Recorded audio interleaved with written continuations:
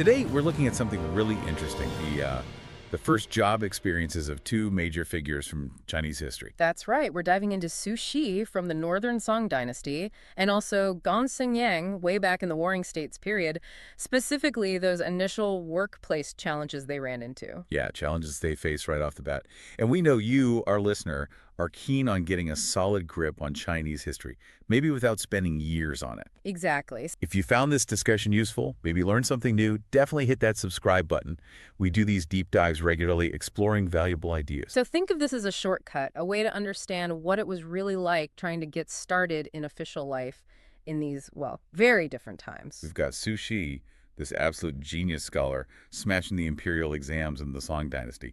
You'd think it would be smooth sailing. And then Gongsun Yang, super ambitious, trying to make his mark during the chaotic Warring States era, both incredibly capable people. But yeah, not quite the easy start you might expect. Both hit some unexpected roadblocks. So our mission really in this deep dive is to pull out those valuable insights from how they handled their early careers. What can we actually learn from their struggles, their successes, things that might even echo today, And maybe get a glimpse into just how complex these historical Chinese workplaces could be. It's fascinating stuff. Okay, let's unpack Su Shi first. So 1060. He aces the imperial exams, like really aces them, record-breaking stuff. Yeah, he became famous almost overnight in the capital, a huge amount of buzz around him. So expectations must have been sky high when he got his first posting. Definitely. His first official job was as judge of Fengsang Prefecture. That was under the Grand Court of Revision, sort of a high-level justice and administrative body. Okay, so sounds impressive. He's got the talent. The emperor likes him. He's got powerful people backing him. You'd think his boss would be thrilled, right? You would think. I mean, I probably would have assumed that too. But the sources, well, they tell a different story. He faced quite a bit of pushback, surprisingly, from his direct superior. And from the start. So it wasn't just about competence then. Not necessarily. It seems it was more complex.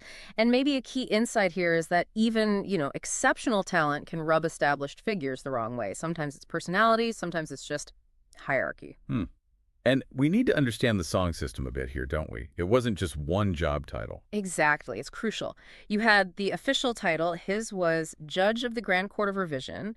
Then the position or location, Fengsang Prefecture, out in what's now Shaanxi. And then the actual job he did day to day. Right, the assignment. His was handling official affairs in the judge's office, which basically meant he was acting like a secretary to the prefect, the local governor or mayor. Ah, okay. So, despite the amazing exam results, his actual daily work was, well, maybe more junior than the big title suggests. Pretty much. He wasn't running the show right away. A lot of his work involved handling official documents. And this is where it gets tricky with his boss, right? These specific documents, prayer texts, Zu. Yes, Zu. Originally, these really were prayers, like asking spirits for good fortune. But by Su Shi's time, the meaning had shifted. It was more about writing formal texts for, say, blessings or congratulations. Still official, but maybe a bit formulaic sometimes. From prayers to paperwork, basically. Sort of, yeah. And Su Shi, this literary giant, found himself drafting quite a few of these. And you'd think, okay, piece of cake for him. But his boss, this guy Chen Xiliang, he wasn't having it. Not at all. Chen Yang, who's actually from the same hometown as Su Shi, kept revising his drafts, rejecting them, sometimes sending the same one back multiple times. Wow. But why? Was Su Shi's writing actually bad for this kind of thing? Well, it wasn't bad, but maybe not perfectly suited. Su Shi's real genius was in prose, essays, poetry. These official documents often favored a very ornate, structured style called parallel prose. They incredibly intricate stuff like Li Xingyin's official writing, which was famous for its beauty. So Su Shi's style was maybe a bit too direct, Yeah, less flowery. perhaps. But the sources suggest Chen's issue wasn't just stylistic preference in that narrow sense. There was more to it. Okay, so who was this Chen Xiliang?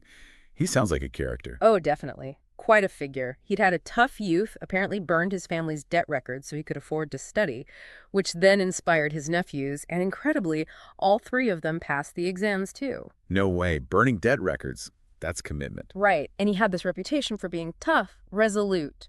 Arrested a powerful, corrupt monk once. Even supposedly intimidated rebels into surrendering just by showing up. This was not some passive bureaucrat. Okay, so a strong personality. How did that clash with Su Shi? Well, the tension seems to have sparked over something kind of small initially. The clerks working in the office started calling sushi su xianyang. Su Sanliang meaning. Xianyang means worthy and upright.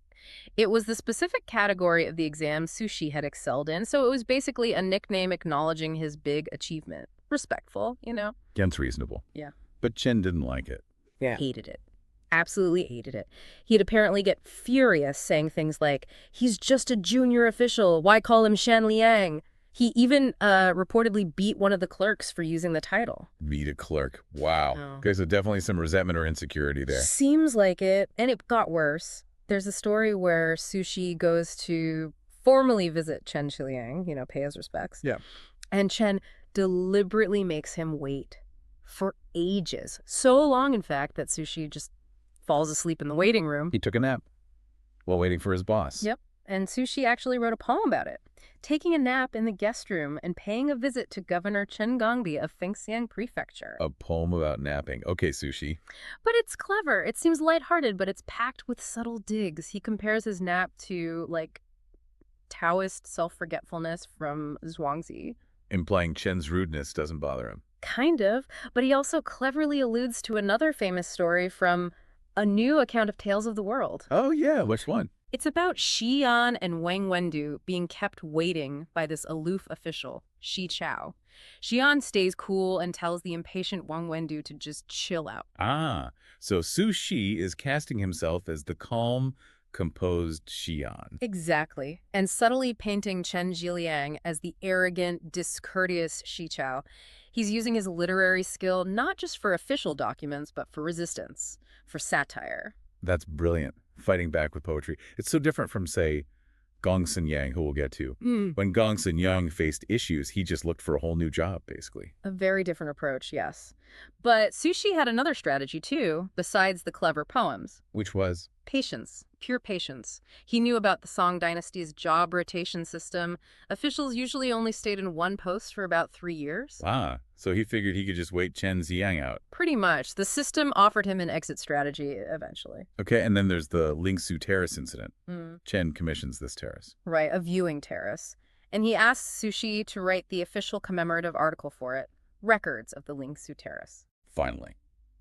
A chance for Su Shi to really impress him with his writing. Maybe mend fences. You'd think so. But Sushi, well, he takes an interesting angle in the article. How so? Instead of just praising the new terrace, he writes about the impermanence of everything. He compares this brand new structure to the ruins of much grander ancient palaces, basically saying, yeah, this is nice now, but eventually it'll be dust too. Wow. That's kind of a downer for a commemorative plaque.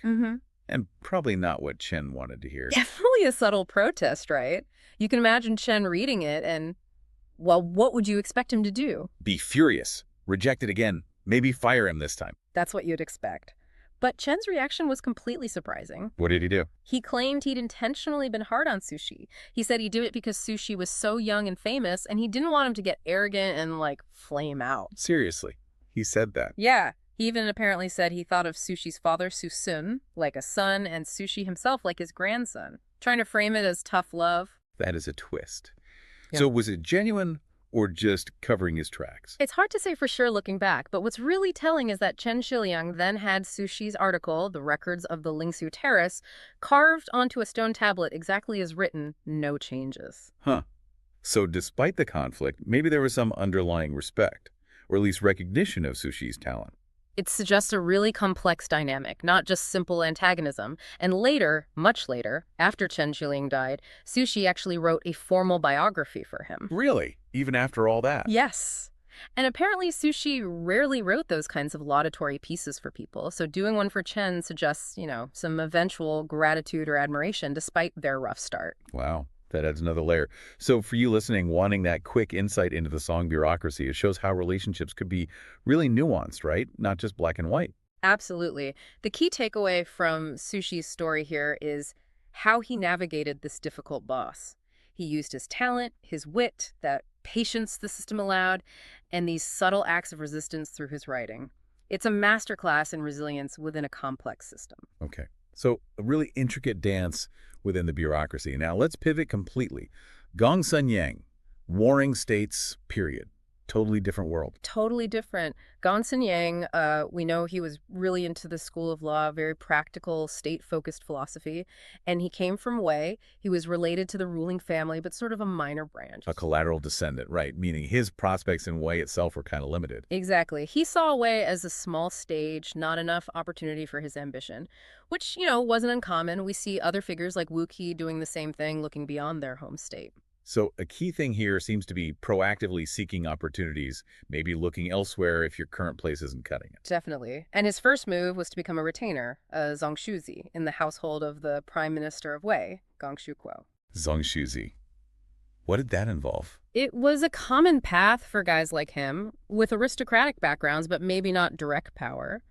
A zhongshuzi was like a close personal attendant, could be a secretary, advisor, maybe even a driver. Close proximity. Ah, so it gets you near power, even if you don't have it yourself yet, a foot in the door? Precisely. It offers chances for informal interaction, to show your abilities, maybe get noticed.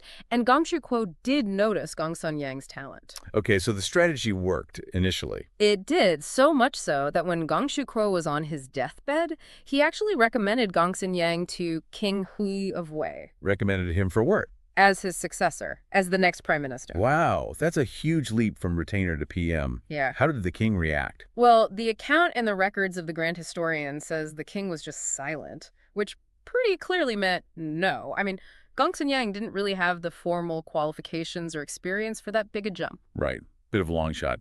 But then the story takes a dark turn, doesn't it? It does. Gongshu Kuo then tells the king, okay, if you're not going to use him, you have to kill him. Kill him. Why?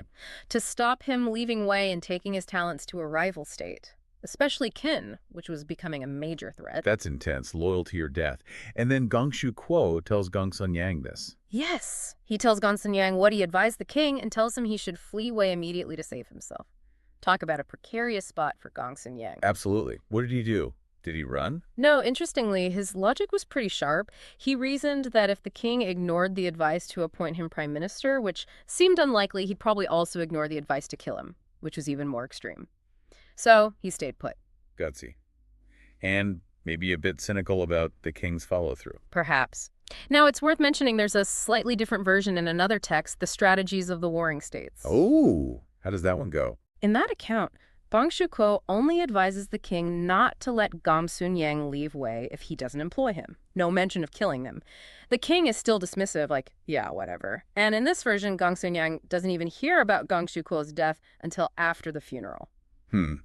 That version sounds maybe a bit more politically realistic. Recommending your unknown attendant for PM is one thing, but demanding his execution right after seems extreme, even then. It does seem perhaps more plausible, but either way, the core situation is the same. Gongsun Yang's patron is gone, and the king of Wei isn't interested in promoting him.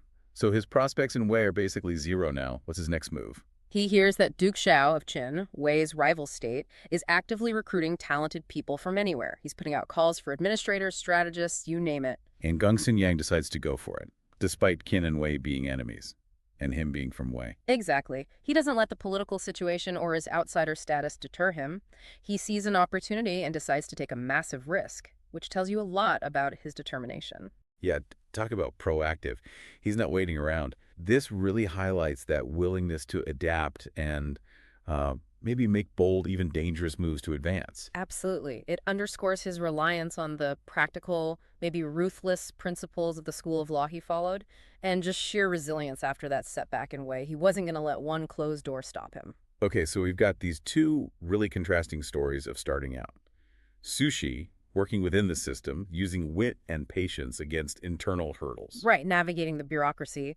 And then Gongsun Yang, facing external barriers, actively seeking a whole new platform, crossing political divides to find somewhere his ideas would be valued. Two very different paths to getting established. And for you, listening, maybe thinking about your own career or just history's lessons. Yeah, think about how these ancient challenges dealing with difficult bosses, finding the right opportunities, proving your worth, how they still feel familiar, right? These themes pop up again and again. They really do. What strikes me is the value of perseverance in both stories and flexibility, strategic thinking. Su Shi and Gongsun Yang had those, just applied them very differently. Definitely. They both showed incredible grit and smarts in those early days. Which brings us to a final thought, something for you to chew on. given how incredibly different their worlds were, Song China versus the warring states. Vastly different societies, political systems, everything. Right. So what is fundamental about starting out a new workplace?